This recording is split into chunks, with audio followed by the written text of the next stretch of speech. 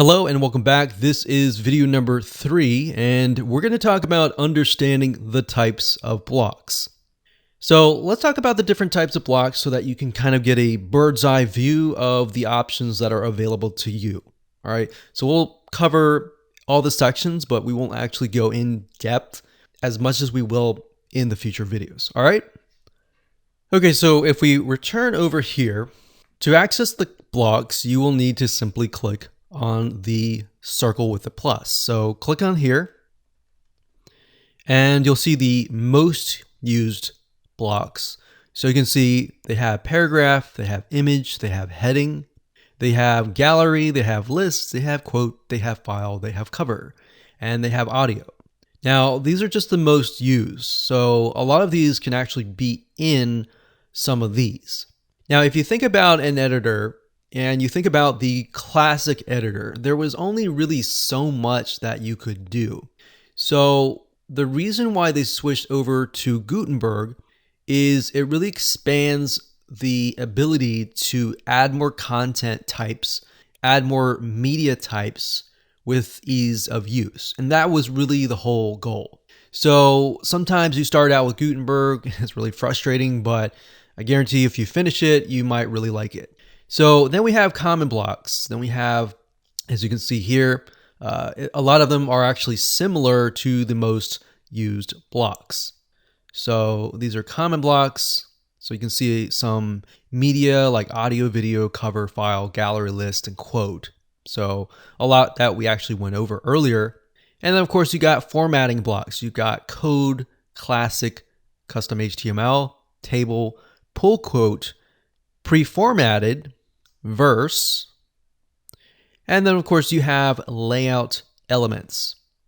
Then you have buttons, columns, media and text, more, page break, separator, and spacer.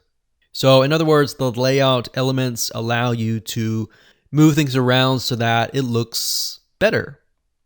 And we have widgets.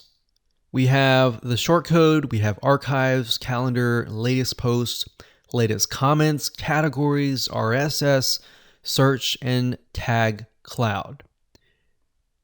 And then of course we have embed. So this would be something that you would use if you have, say for example, a YouTube video.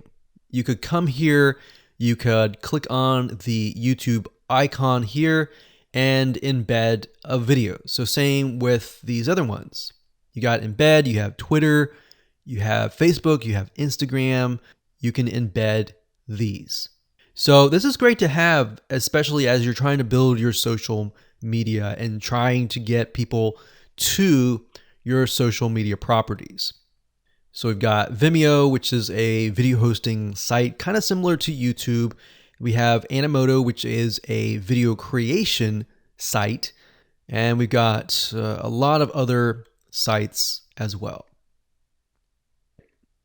So we're not going to dive too much into these, but these are more of the third-party sites that you can use if you happen to have accounts for these. So if you have Reddit, you have Tumblr, you have Amazon Kindle, you could post these widgets and embeds here. So we pretty much covered most of blocks.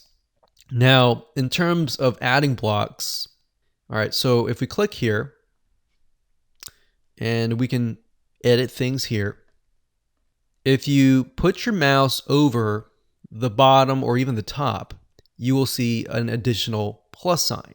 All right, so see that plus sign here? What that means is you can insert a block in between this block and this block. So if you just want to continue adding blocks down below, that's great, right? But if you're thinking, oh, I missed a block, I wanted to add an image between this block and this block, that allows you to do that. So if you think about the old classic editor, you would not really be able to do that as easily. You could go down and grab the content and then move it around, but it would end up really becoming tedious. So the goal of this is to try and make your life a lot easier. Now, there is a full screen mode. If you click on the ...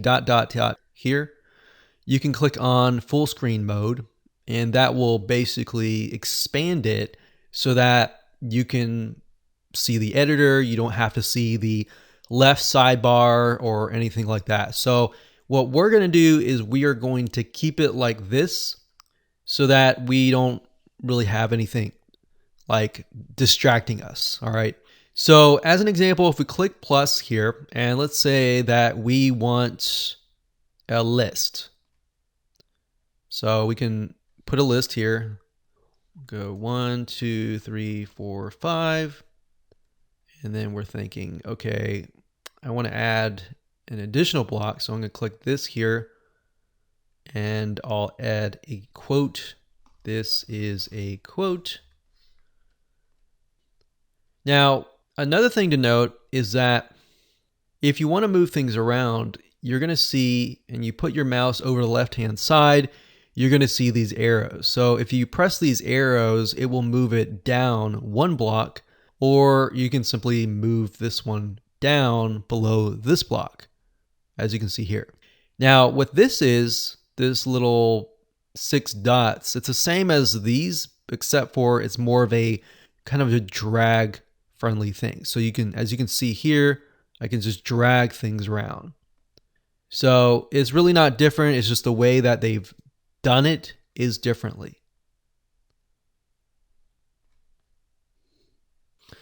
Okay, so let's say we want to add something else. So we're gonna click here. So you can also click here if you want to, but this option gives you the ability to click here and add a block. And if you click over here, you can add a block as well. So you'll notice that it kind of gives you some flexibility on where you can click.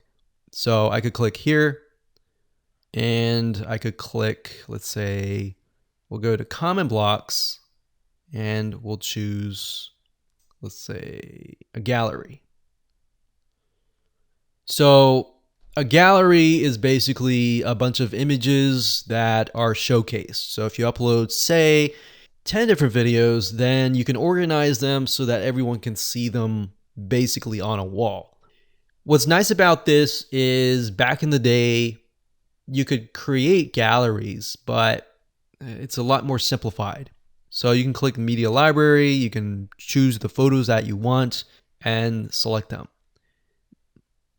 Now, as you can see here, you can also transform these blocks into an image, which is pretty cool. So if you have a bunch of gallery images already, but you're thinking, well, I want to switch this to just a single image, you can do that as well. So in certain respects, you can even morph certain blocks into other blocks. So another thing is you can align. So you can align left, you can align center, and you can align right. Now, if you click on these ... this is basically more options. You can hide block settings, which are on the right-hand side. So if I click that, you can see that I'm able to see just the editor itself. So if that's annoying me, I can literally remove that, but honestly, it really depends on you. So if you click show block settings, the right-hand sidebar will appear again. All right, so that's a little tweak. Now, if you want to duplicate something that you have created, let's say we have a gallery and we really like the gallery, but we want to add the gallery at the very bottom, we can do that as well. So to do that, you would simply click that block, click on the more options and click on duplicate. And as you can see, it has made a duplicate of that block. So if you want to delete that, you can click remove block. All right. So again, more options. You can insert before or insert after. What that means is if you click it, you will insert a brand new block before or after. So like you're seeing here, there's a lot of options. You can either click here, you can either click here, or you can simply click on the block and click on insert before. You can also edit as HTML. So for those of you who are more advanced and you don't really like how things are laid out here, let's say I want to go to the quote section, or maybe let's do a paragraph. So I'm going to add a paragraph up here. So let's add a paragraph. This is a paragraph. And let's say, for example, that I want to add like a JavaScript code or a HTML code. What you do is you click on that block, click here, click edit as HTML, and you simply enter the HTML. And of course, when you're done, you just click this and you click edit visually to go back to the visual editor. So the visual editor is basically kind of a what you see is what you get. And this is more so that you can see it, what it looks like to the end user. And the HTML code is the code in the back. All right, so you can add reusable blocks. So you basically can create blocks that can be reused again and again. So think about these kind of like templates. So this could be like template 1, and you click save. All right. So if we click plus here, and you go down to reusable right here, you can see that template 1 is here. So if we click on that, you're able to add that here. So this is very, very convenient, especially if you have certain elements that you like to repeat over and over and over again. And you want to go to a different post or a different page and add that specific element to that page without having to redo everything. All right, so that is very convenient. So that's that. We're not really going to go in too much depth over here because we'll go in more depth in a minute in terms of the blocks and the actual settings of the block. Now, if you go over here, if you click on add image, or these are kind of like quick things. And a lot of times these here are elements that you have added in the past. So if you're the person who adds a lot of images, you could click just here, click add image, and there you go. So you can either upload the image, or you can click on media library, or you can insert from a URL. So if you have an image that is already hosted, you can simply enter the URL here. So what's cool about Gutenberg is, as you can see, it gives you several different options. So there's not really just one way of doing things. There are actually several ways of doing things. Now, from a newbie standpoint, that might look complex because you might be thinking, why is this here? Why is this here? Why is this here? But the reality is it's trying to make things more convenient for you. So let's go further down, and we'll put this down here. We'll click plus. And the most used are not really the most used that other people use, but the most used that you use. So that's kind of nice because it really customizes the blocks for you. So as you begin to use it, it begins to get smarter, and it knows what you're doing, and it knows what you like to do. So if we scroll down further, these are the blocks here. And we'll go in more depth. I'm going to go in depth on the common blocks, the formatting blocks, and the layout elements.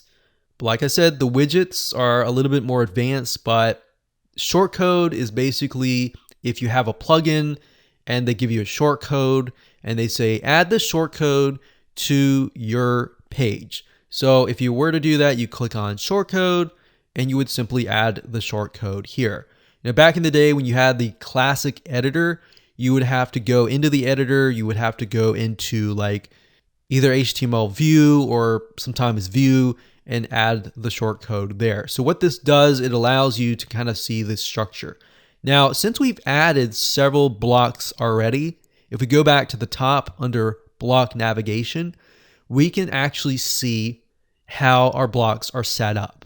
So you can see that at the top, I've got heading, I've got quote, I've got 2 reusable blocks, I've got list, paragraph, gallery, image, and shortcode. Now, if I click on one of these, like let's say I'll click on list, it will go straight to that block. So as time goes on and you begin to add more blocks because maybe your page is very, very long and it has maybe 20 or 30 blocks, it's going to be a pain to actually have to scroll through it. So that feature in itself is very convenient, as you can see here. So if I say, okay, I just want to edit really quickly the image right here, it'll go straight to the image. So that is really cool pro. So a lot of pros here. There are a few cons, but a lot of pros in general. All right, so now that we've explained the blocks and the different categories of blocks and how you can apply the blocks to the editor and how you can move things around, how you can make it look like the way you want to make it, let's move on to the next video.